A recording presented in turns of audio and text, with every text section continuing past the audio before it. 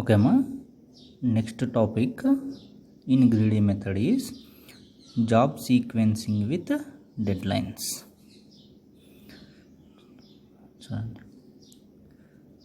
deadlines. So they are given some jobs. For completing that job, we have some deadlines. So 1 day na 2 day na 3 days ala istaru. So we have to complete that job within that time. To complete that job we get some profit. Okay, so they are given jobs J1 J2 and so on Jn, and deadlines D1 D2 D3 and so on Dn, and profits P1 P2 P3 and so on Pn, like this. ఇవి ఇవ్వకపోయినా ఒకవేళ n equal to 4 అంటారు, that means 4 jobs అని. So అవి అట్లా 4 jobs 5 jobs అని ఇవ్వకపోయినా D1 D2 D3 D4 అంటారు. Then we consider it as 4 jobs. So for that 4 job we have some deadlines and profits. So D1 is a deadline for job 1 and P1 is the profit for job 1 అది గుర్తుపెట్టుకోండి. So to solve this problem, first we'll discuss, for example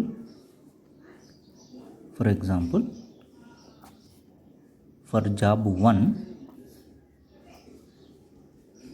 deadline D1 is 3 అనుకోండి. For example, job 1 deadline is 3. For these 3 we have the time slots like this. ఇది గుర్తుపెట్టుకోవాలి మనం. Time slots are like this. అంటే always starts from 0, 1 day, 2 days and 3 days. చూడండి, ఈ job 1 complete కావడానికి 3 days అనే dead line ఇచ్చాడంటే దానికి మనకి ఎన్ని రోజులు టైం ఉన్నట్లు? Day 1, day 2, day 3, 3 days time ఉన్నట్లు.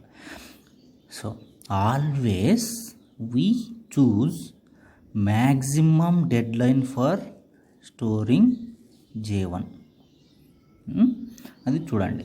అంటే మీకు ఒకవేళ ప్రాబ్లంలో డెడ్ లైన్ ఇచ్చినప్పుడు మనం స్టోర్ చేసుకుంటూ రావాలి. J1 J2 J3 J4లో ఎక్కడ స్టోర్ చేయాలి అంటే దాని డెడ్ లైన్ ఎంత ఉందో మ్యాక్సిమం ఆ ప్లేస్లో స్టోర్ చేసేకి ట్రై చేయండి.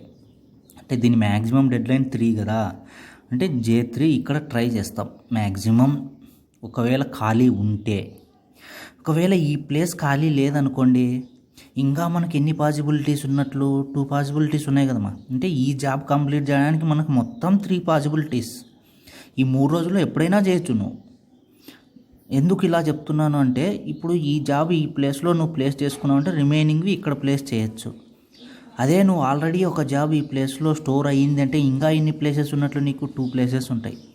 లేదు ఈ ప్లేస్లో ఇంకొకటి ఏదో స్టోర్ అయ్యింది అనుకోండి, ఫర్ ఎగ్జాంపుల్ J2 అనేది స్టోర్ అయ్యిందంటే ఆల్రెడీ ఈ స్లాట్ ఇది కూడా బుక్ అయినట్లే. అంటే మనకి ఉన్న 3 స్లాట్స్లో 2 స్లాట్స్ బుక్ అయిపోయినాయి. ఇంకెన్ని స్లాట్స్ ఉన్నాయి? 1 స్లాట్ ఉంది. ఇక్కడ కూడా చూడు, ఇక్కడ కూడా లేదా? అప్పుడు ఏం చేస్తాం? There is no place for J1 అని చెప్తారు. ఓకేనా, అర్థమైందా? ఒక జాబ్ని స్టోర్ చేయడానికి n అని ఇస్తే మనకి n డేస్ టైం ఉన్నట్లు. మీరు nth ప్లేస్లో స్టోర్ చేయడానికి ట్రై చేయండి. nth ప్లేస్ ఖాళీ లేకుంటే n-1కి రండి. n-1 ఖాళీ లేకపోతే n-2 రండి. అట్లా ఎంతవరకు చెక్ చేసుకుంటూ పోతారంటే always starts from the maximum, then go for -1 అంటే ఒక ప్లేస్ ముందరికి చెక్ చేసుకుంటూ రండి. డైరెక్ట్గా ఇక్కడ ప్లేస్ చేయొద్దు, ఆల్వేస్ లాస్ట్లో ప్లేస్ చేయండి. అది ఖాళీ లేకపోతే దీని పక్కన, అది కూడా ఖాళీ లేకపోతే దీని పక్కన, అలా చూసుకోండి. కానీ డైరెక్ట్గా మినిమం ప్లేస్లో స్టోర్ చేయొద్దు. ఎప్పుడు మినిమం ప్లేస్లో స్టోర్ చేస్తావు అంటే మ్యాక్సిమం ప్లేసెస్ అన్నీ కంప్లీట్ అయితేనే మినిమంలో స్టోర్ చేయండి. ఈ కాన్సెప్ట్ గుర్తుపెట్టుకోండి మీరు స్టోర్ చేసేటప్పుడు. ఓకే, ఏ ప్లేస్లో చేసినా నీకేమో ప్రాఫిట్ అంతనే, బట్ ఆ జాబ్ ఎగ్జిక్యూట్ అయిందా లేదా అనేది చూడాలి మనం. సో ఇప్పుడు చూడండి, ఒక ప్రాబ్లం చూద్దాం. ఓకేమ్మా, ఇది క్వశ్చన్. ప్రాఫిట్స్ ఇవి ఉన్నాయి, డెడ్ లైన్స్ ఇవి ఉన్నాయి. ఓకేనా, అంటే మనకి ఎన్ని జాబ్స్ ఉన్నట్లు? 5 అని ఉన్నాయి. ఇప్పుడు చూడండి, ఈ ప్రాబ్లమ్స్ సాల్వ్ చేసేటప్పుడు మీరు ఒకటి చేయాలి, ఏమి అంటే ప్రాఫిట్స్ని డిసెండింగ్ ఆర్డర్లో అరేంజ్ చేసుకోండి. అరేంజ్ ప్రాఫిట్స్ ఇన్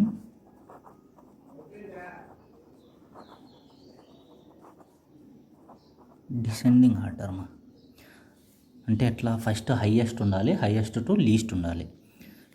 చూడండి, ఆల్రెడీ మీకు ఇక్కడ ఇచ్చినవి హైయెస్ట్ టు లీస్ట్ ఉన్నాయి కాబట్టి వీటిని అరేంజ్ చేయాల్సిన అవసరం లేదు. ఒకవేళ లేకపోతే ఇక్కడ చూడండి, కొన్ని కేసెస్లో ఇక్కడ చూడండి 10, 100, 10, 15, 27 ఉంది. ఇవి ఆర్డర్లో లేవు అంటే ఫస్ట్ ఏది వస్తుంది, 100 వస్తుంది, నెక్స్ట్ 27 వస్తుంది, నెక్స్ట్ 15 వస్తుంది, నెక్స్ట్ 10. ఇవి చేంజ్ చేసినప్పుడు వీటి ప్లేసెస్ కూడా చేంజ్ చేయాలి సో ట్యాబ్స్ చేంజ్ చేస్తే డెడ్ లైన్స్ చేంజ్ చేయండి. ఓకేనా, ప్రాఫిట్ ఆర్డర్ మారినప్పుడు డెడ్ లైన్ ఆర్డర్ కూడా మారుతుంది. సో ఇవి చేంజ్ చేస్తే ఇవి కూడా చేంజ్ చేయాలి. ఇక్కడ కూడా చూడండి ఆర్డర్లో లేవు, ఇవి చేంజ్ చేసినప్పుడు ఈ కింద ఉన్నాయే వీటిని కూడా చేంజ్ చేస్తాం. అట్లా ప్రాఫిట్స్ని ఆర్డర్లో అరేంజ్ చేసినప్పుడు దాని డెడ్ లైన్స్ని కూడా చేంజ్ చేయండి. ఇది P1కి, ఇది P1 అంటే ఈ రెండు J1కి ఫస్ట్ ప్లేస్లో, సెకండ్ది J2, J3, J4, J5, J6, J7. అట్లా నువ్వు ఫస్ట్ ఏది రాస్తారు, ఇక్కడ దీంట్లో 30 రాస్తారు కదా, అంటే అప్పుడు దీని ప్లేస్లో ఏది రాయాలి మనం, J7దే ప్రాఫిట్ డెడ్ లైన్ కూడా రాయాలి. ఒకవేళ 18 అని రాస్తే దాన్ని డెడ్ లైన్ ఎదురుగా అది రాయాలి. 20 దాని డెడ్ లైన్ 3నే రాయాలి. ఇప్పుడు ఇది మార్చిన తర్వాత ఇవి అట్లనే పెట్టద్దండి, అది చెప్తున్నా. So always arrange the profits in descending order. If not in descending order we can arrange, otherwise no need to arrange them. So ఇక్కడ ఆల్రెడీ ఉన్నాయి కాబట్టి no need to arrange these profits in descending order. Next ఇది first point, ఇది గుర్తుపెట్టుకోండి, arrange చేయండి, లేకపోతే చేయాల్సిన అవసరం లేదు ఒకవేళ. Next identify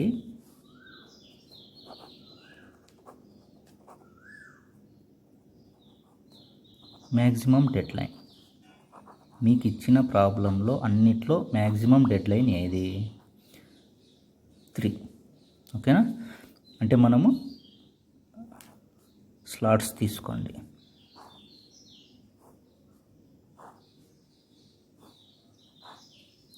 1, 2, 3. ఇది 0 to 1, 1 to 2, 2 to 3. అంటే దీని మీనింగ్ ఫ్రెష్గా స్టార్ట్ చేస్తే 0th day to 1 first day start చేస్తే సెకండ్ డే. ఇదే ఇప్పుడు చూడండి. నెక్స్ట్ హైయెస్ట్ ప్రాఫిట్ ఏది మనకి,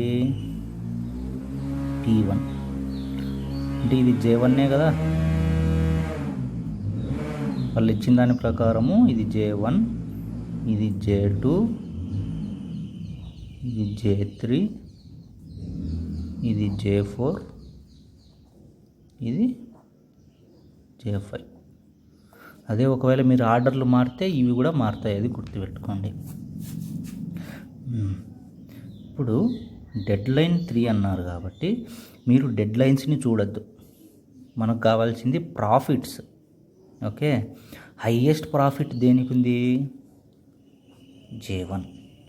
what is the dead line of J1? 2 కదా. సో ఇందాకే చెప్పిన, always try to place in maximum deadline place. So maximum dead line అంటే ఎక్కడ, దీనికి 2 అంటే ఏ ప్లేస్లో వస్తుంది, ఈ ప్లేస్లో వస్తుంది. ఖాళీ ఉందా లేదా, ఇది ఖాళీ ఉంది, ఖాళీ ఉంటే ప్లేస్ చేయండి. 2 అంటే చూడండి 0 to 1 ఒకటి, 1 to 2 ఒకటి, 2 రోజులు ఉంటుంది.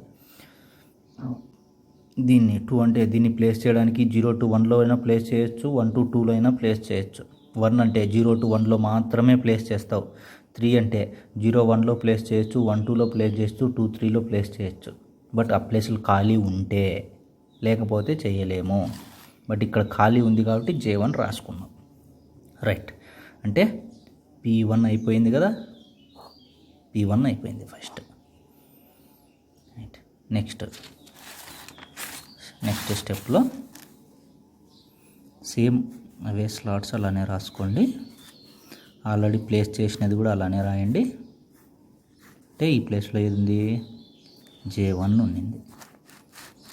ఓకే, ఇవి కూడా జాగ్రత్త. 0 to 1, 1 to 2, 2 to 3.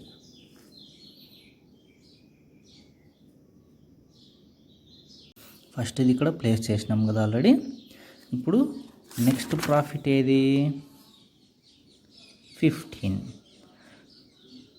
ఓకే, దాని డెడ్ లైన్ ఎంత, 2. ఓకేనా.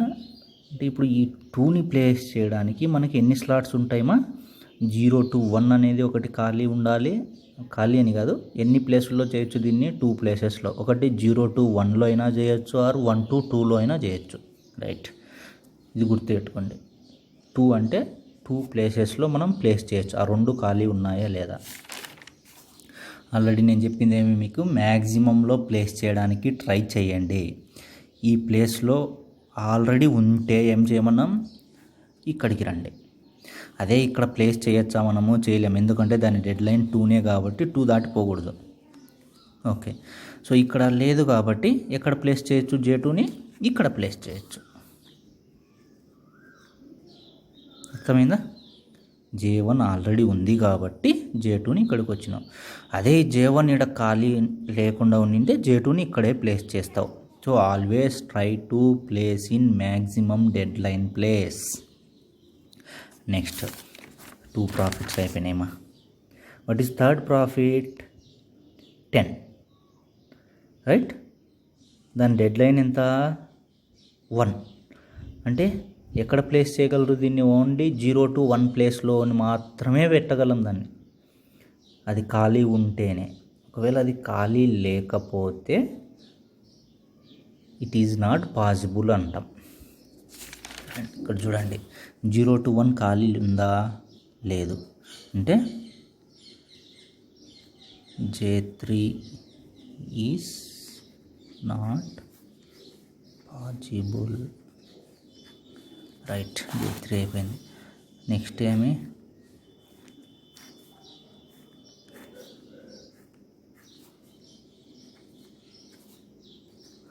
ఎందుకు J3 నాట్ పాసిబుల్ అన్నాం, J3 డెడ్ లైన్ 1.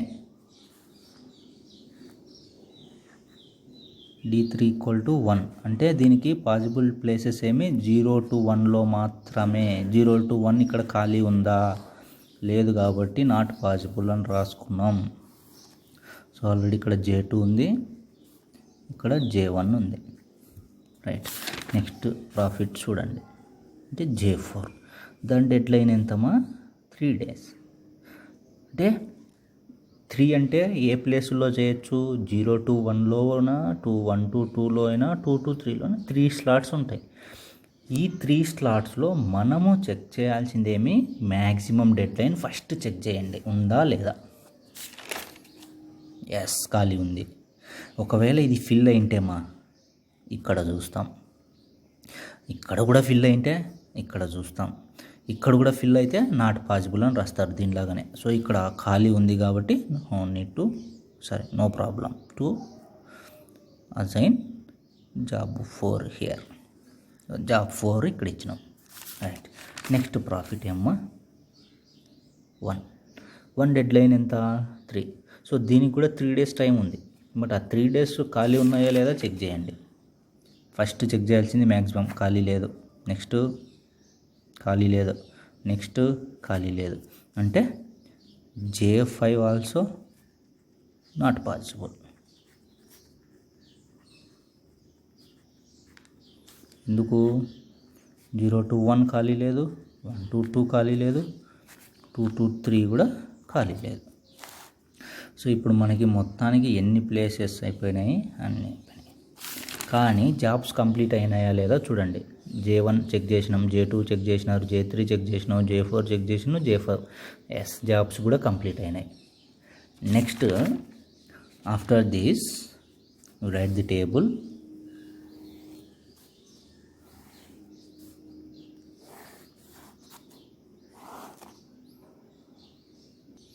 ఇక్కడ చూడండి, ఇట్లా టేబుల్ డ్రా చేసుకుంటాం.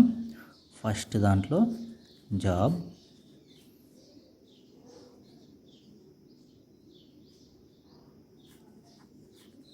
Slot allocated. Next sequence, next cost. ఓకేనా? చూడు, ఈ జాబ్లు అనేవి ఇవి కాదు మీరు రాయాల్సింది, దీని ప్రకారం రాసుకుంటా వస్తాం. J1, J2, J3, J4, J5. ఒకవేళ ఇందాక చెప్పినా కదా మీ డిసెండింగ్ ఆర్డర్లో లేకపోతే మార్చుకుంటామని. అంటే అప్పుడు ఫస్ట్లో J1 ఉండకపోవచ్చు, J5 J6 ఏదో ఉంటుంది. అప్పుడు కూడా మనం ఇక్కడ రాయాల్సింది J5 ఫస్ట్ రాస్తున్నాం కాబట్టి అవి రాసుకుంటూ వస్తారు, గుర్తుపెట్టుకోండి. It is not in order. మీరు డిసెండింగ్ ఆర్డర్లో చేంజ్ చేసిన తర్వాత ఏ ప్లేస్ ఉంటే అంటే ఫస్ట్, సెకండ్, థర్డ్ ఆ ఆర్డర్ ప్రకారం రండి. నాట్ దీంట్లో ఆర్డర్ కాదు. ఓకేనా? సో మనకి ఫస్ట్ ఏది తీసుకున్నాం, మనము J1 తీసుకున్నాం. J1ని ఎక్కడ ప్లేస్ చేసినావు? సో ఇది చూడాలంటే ఫస్ట్లో చూడండి, J1 ఎక్కడ ప్లేస్ చేసినారు? 1 to 2లో ప్లేస్ చేసినాం. అంటే slot allocated is 1 to 2. Right. Sequence, ఈ సీక్వెన్స్ అంటే తర్వాత చెప్తాను. ఫస్ట్ మీకు J1 అంటే సీక్వెన్స్ అంటే ఇది. ఫస్ట్ ఇనిషియల్గా J1 వచ్చింది కాబట్టి ఓన్లీ J1 ఉంది. ఒకవేళ J2 వచ్చింది అంటే J2 ఎక్కడ రాయాలి? ఫస్ట్ మీరు J1 తర్వాత కాదు, J2 ఎక్కడ ఎగ్జిక్యూట్ అయింది?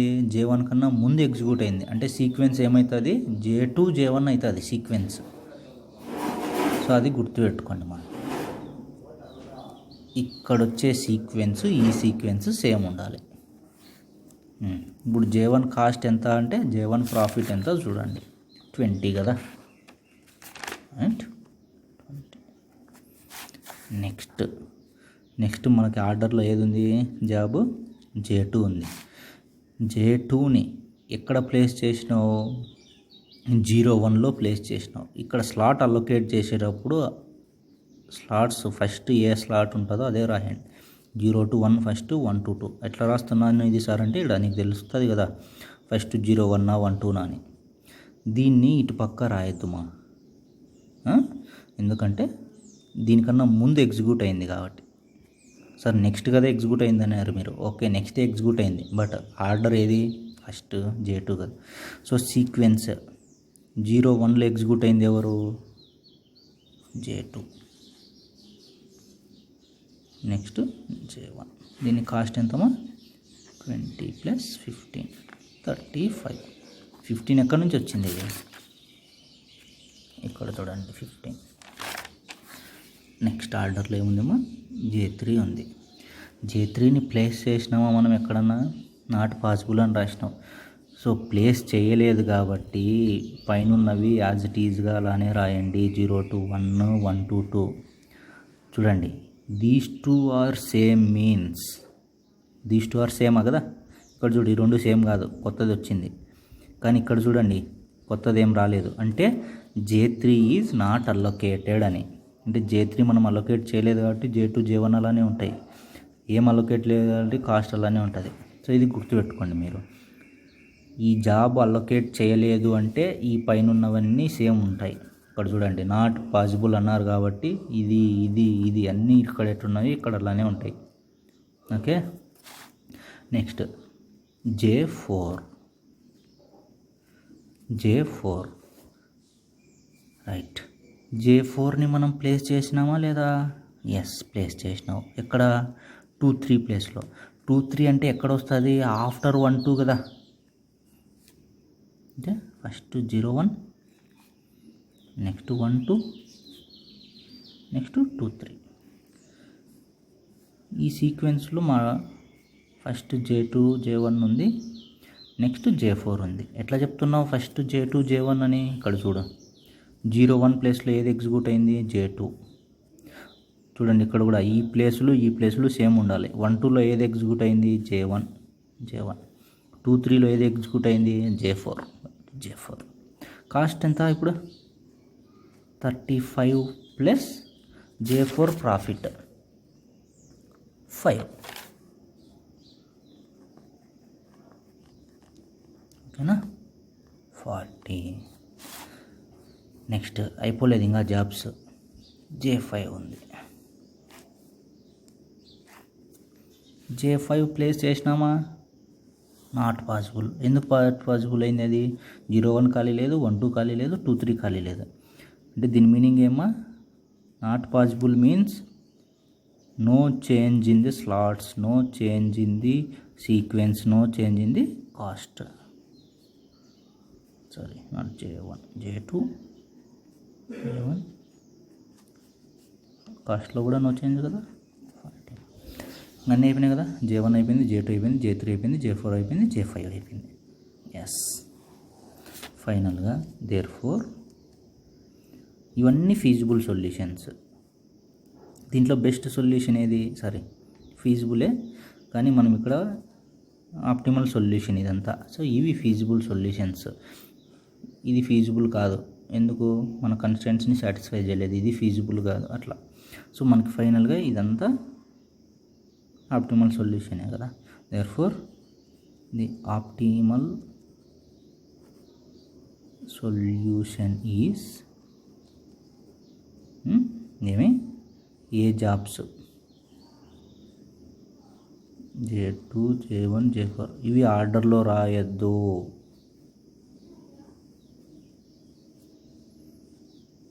ఓకేనా? దాని కాస్ట్ ఎంత? 40.